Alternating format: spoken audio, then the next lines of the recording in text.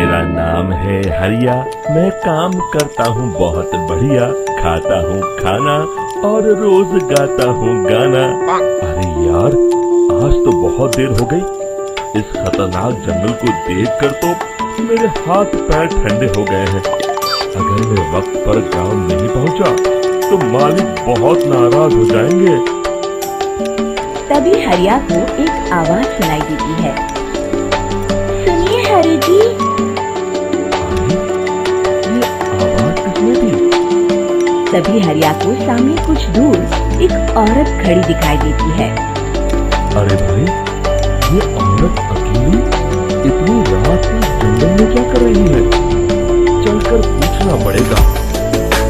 फिर हरिया अपनी बैलगाड़ी उस औरत के सामने लाकर रोक देता है और उससे पूछता है, आप इतनी रात को इस खतरनाक जंगल में अकेली क्या कर रही है?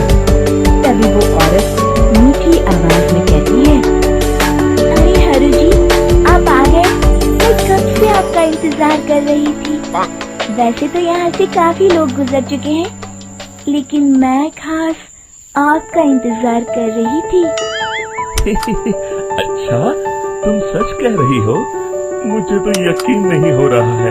वो क्या है ना, आज तक किसी ने मुझसे इतने प्यार से बात नहीं की। हाँ हाँ हरु जी, मैं सच कह रही हूँ। अब देर मत करिए और जल्दी से मुझे मेरे घर तक छोड़ दीजिए।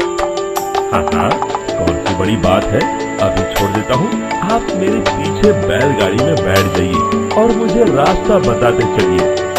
फिर वो औरत हरिया की बैलगाड़ी में बैठ जाती है और हरिया बैलगाड़ी हाँकता हुआ आगे चल पड़ता है। फिर उस औरत के बताए हुए रास्ते पर चलते चलते हरिया बैलगाड़ी लेकर एक काली गुफा के आगे आकर रुक जाता है। हरिया उस औरत से पूछता है, देवी जी, आपका घर कहाँ है? यहाँ पे गुफा के अलावा और कुछ नहीं है?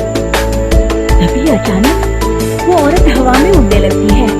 देखते ही देखते उसका सुंदर रूप एक डरावनी चुड़ैल में बदल जाता है और वो जोर जोर से हंसती है।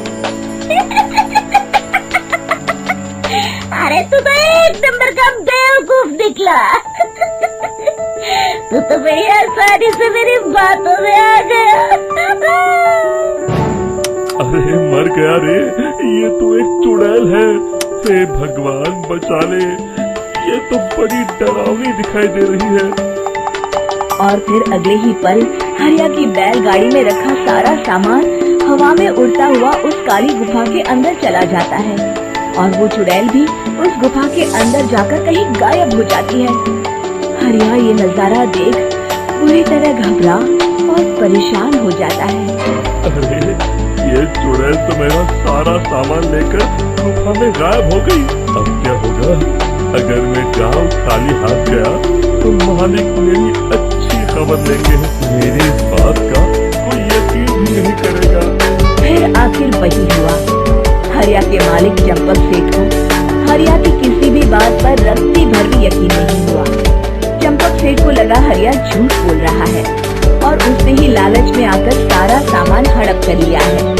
फिर हरिया को बेईमान समझकर चंपक सेठ उसे काम से निकाल देता है।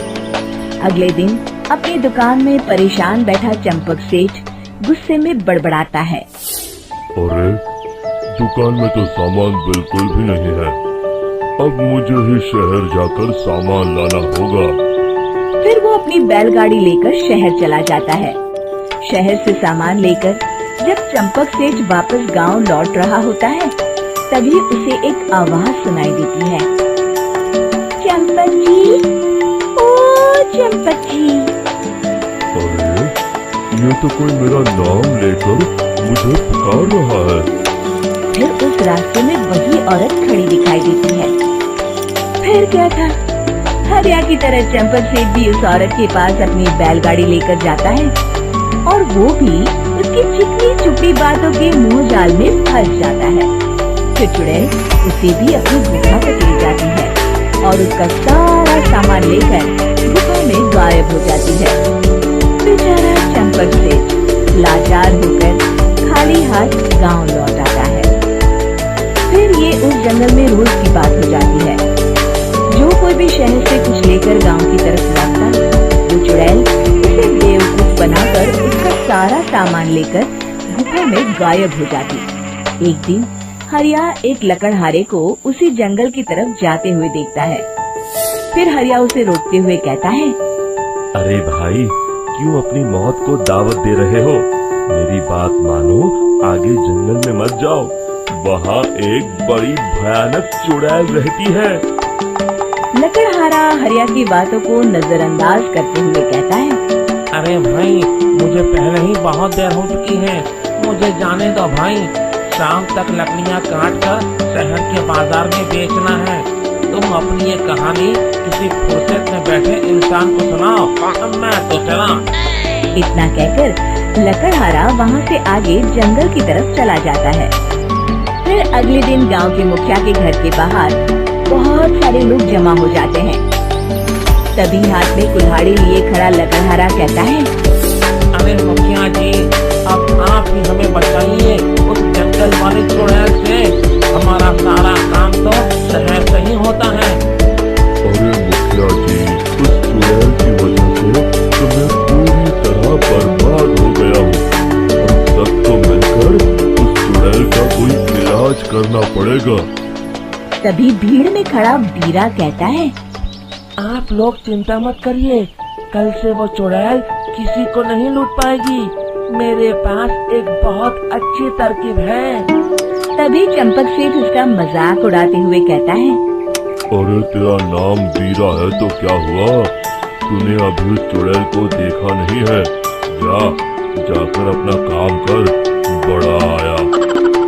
तब मुखिया जी कहते हैं, नहीं चंपक सेठ, मुझे लगता है हमें इस लड़के को एक मौका देना चाहिए। फिर सभी गांव वाले मुखिया जी की बातों से सहमत हो जाते हैं और बीरा शाम को एक बैलगाड़ी में कुछ सामान लादकर उस जंगल की ओर चल देता है। बीरा, ओ बीरा, कहाँ जा रहा है? तभी बीरा मुड़ के देखता है, वही चुड़ैल एक औरत के रूप में खड़ी है। अरे बहन जी, मैं आपको ही ढूंढ रहा था। देखिए, मैं आपके लिए क्या लाया हूँ। अरे वाह, तू खुद मेरे लिए इतना सामान लाया है। तू ही अकेला गांव में समझदार है। जरा देखो, मैं भी खोल के बड़े भूख लगी है। जैसे ही चुड़ैल उस सामान पर से कपड़ा हटाती है, एक भगवान शिव की तेज रोशनी उसके अंदर मूर्ति से निकलती है और चुड़ैल अपने असली रूप में आकर जलने लगती है। अरे मैं जल रही हूँ, बचाओ! बचाओ! ओम नमः शिवाय, मर गई मैं!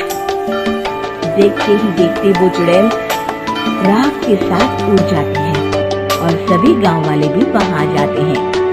शिक्षा बुराई पे सदा अच्छाई की ही जीत होती है।